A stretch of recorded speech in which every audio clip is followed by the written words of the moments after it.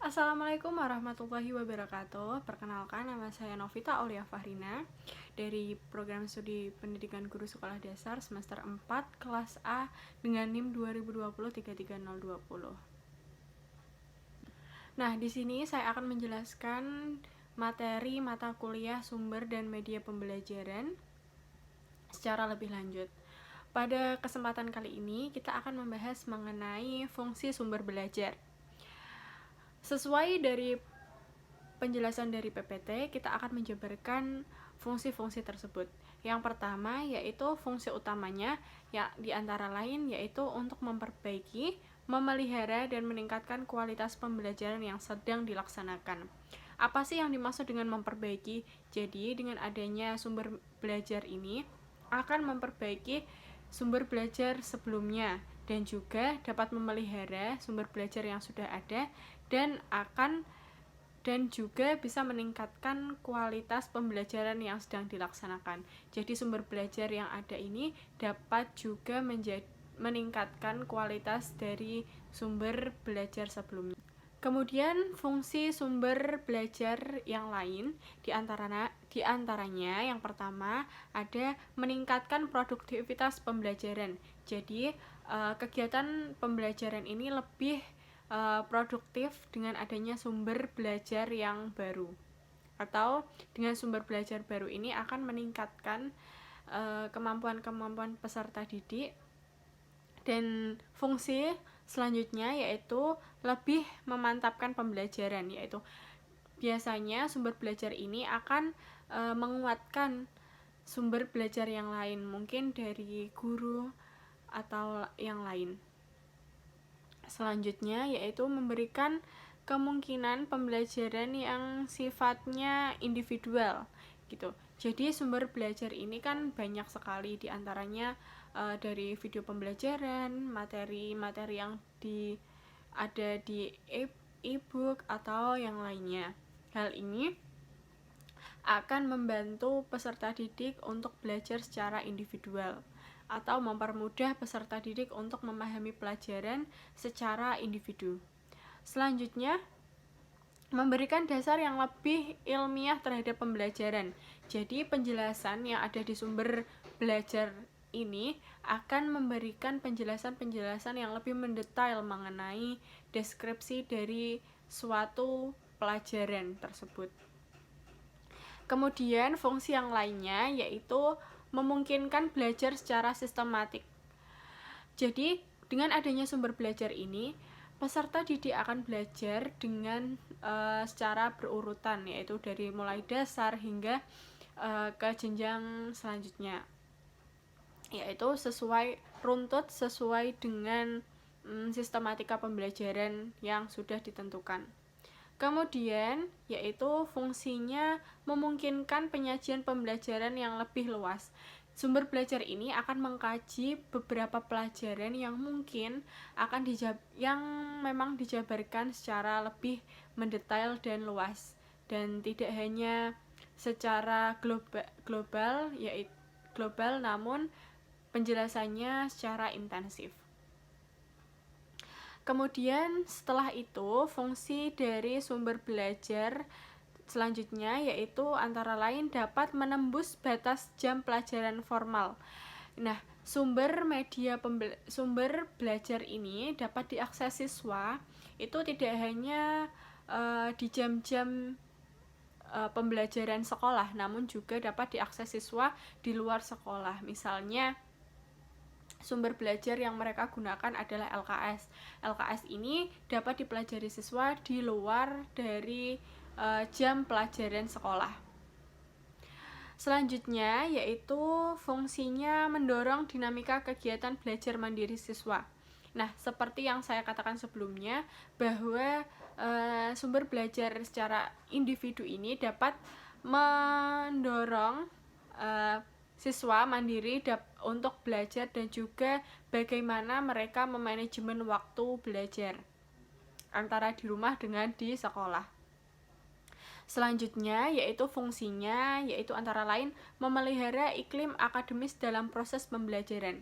Jadi fungsi dari sumber belajar ini akan memelihara kegiatan antara peserta didik dengan pendidik ini lebih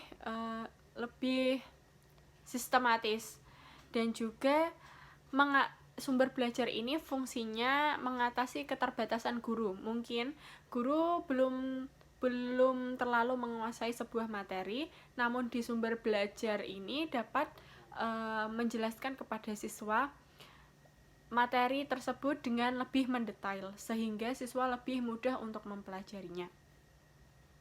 Selanjutnya yaitu memperluas pemahaman dan wawasan siswa.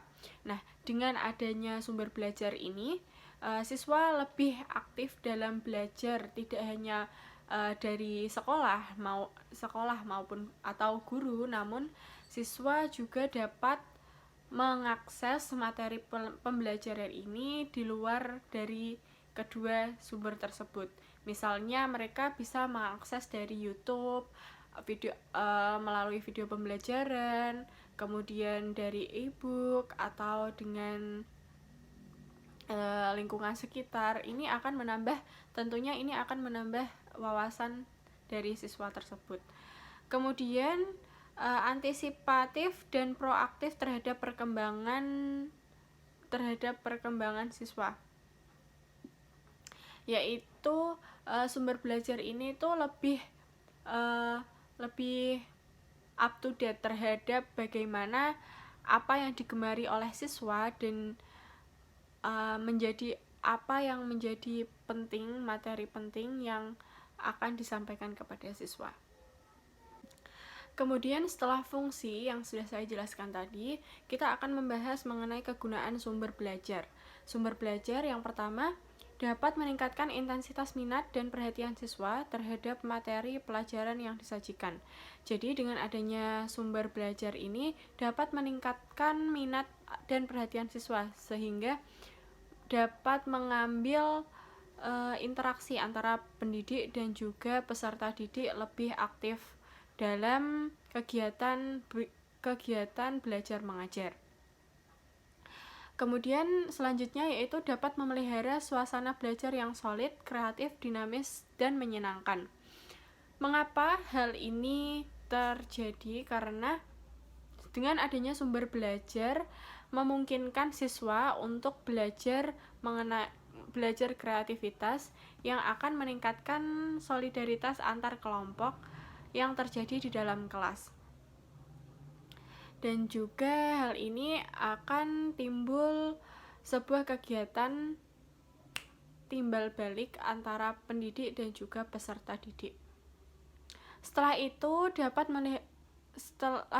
dapat membuka peluang bagi siswa untuk lebih leluasa dalam memperdalam, menganalisa, dan mencari makna dari materi pelajaran yang mereka pelajari. Dengan adanya sumber belajar ini, siswa akan lebih aktif untuk bertanya, dan juga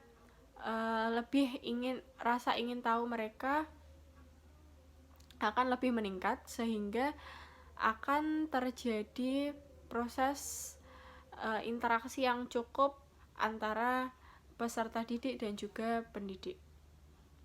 Setelah itu dapat mendorong siswa untuk melakukan terobosan akademis melalui pendekatan berpikir inovatif. Dengan sumber belajar ini, siswa dituntut untuk berpikir secara inovatif, karena di dalam sumber belajar disajikan beberapa soal dan juga instruksi untuk siswa dalam beranalisa dan juga berpikir secara kreatif. Kemudian dapat menghindarkan siswa dari dampak kurang baik dari adanya keterbatasan kemampuan, waktu, dan ruang, serta kesempatan belajar yang produktif. Selanjutnya yaitu dapat menggantikan posisi dan kehadiran guru manakala berhalangan. Jadi sudah saya jelaskan tadi, sumber belajar ini dapat juga diakses oleh siswa, tidak hanya didampingi dengan guru, namun dapat juga dipelajari secara individual di rumah dan juga hal ini akan mengatasi keterbatasan waktu, ruang, dan juga kesempatan bagi siswa. Selanjutnya yaitu kegunaan dari sumber belajar, yaitu dapat terpeliharanya nuansa akademis dan proses pembelajaran yang berkualitas di sekolah.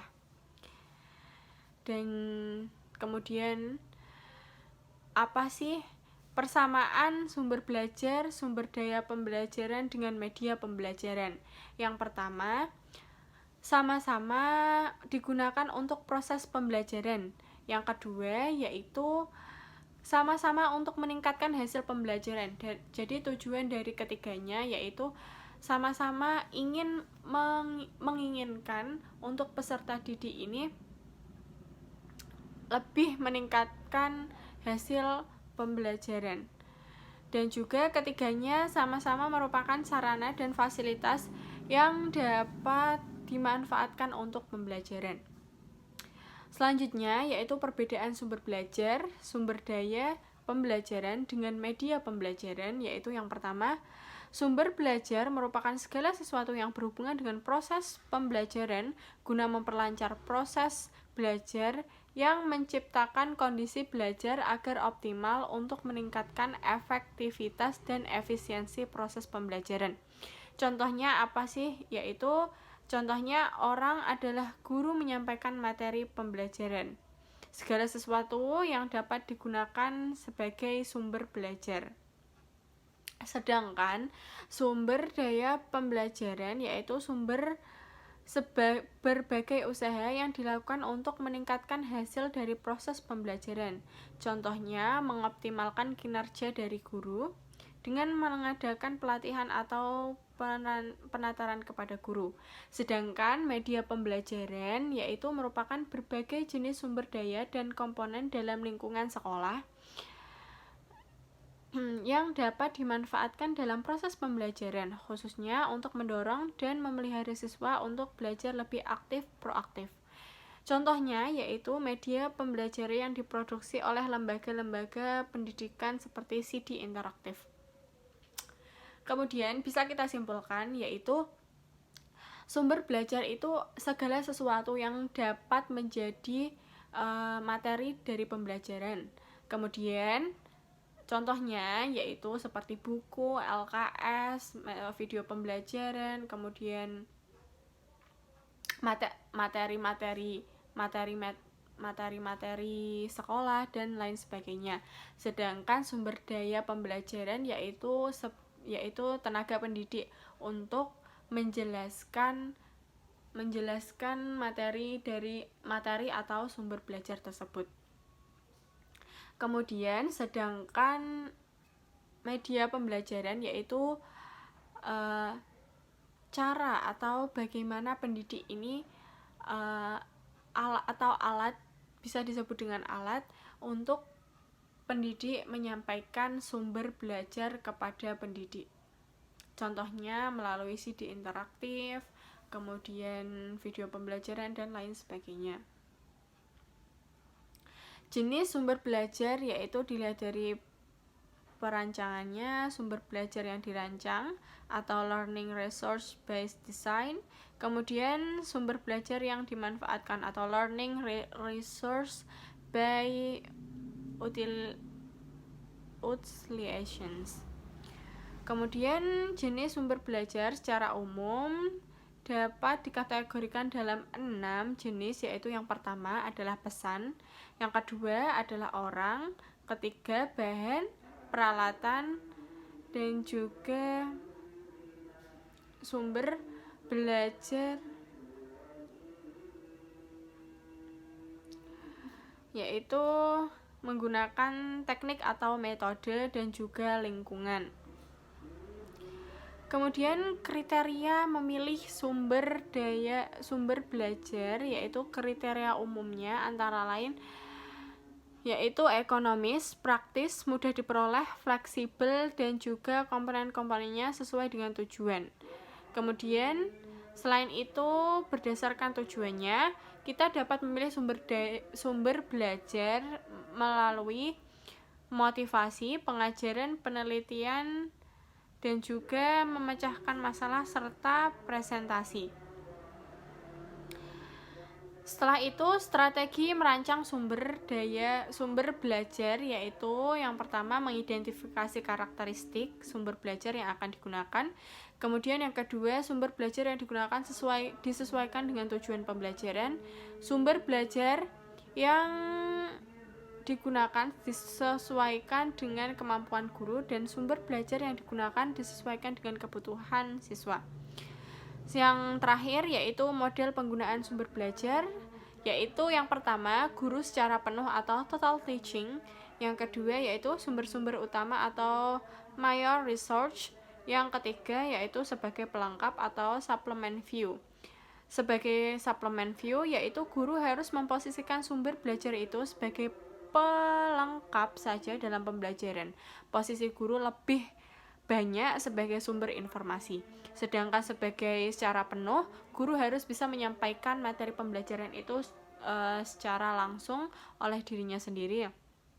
Dan juga sebagai sumber utama yaitu atau major resource itu, sumber belajar ini dapat digunakan sebagai media utama guru dalam menjelaskan materi pembelajaran. Sekian dari saya. Apabila ada kesalahan dalam penjelasan, mohon maaf, dan juga see you on next vlog. Terima kasih. Wassalamualaikum warahmatullahi wabarakatuh. Bye.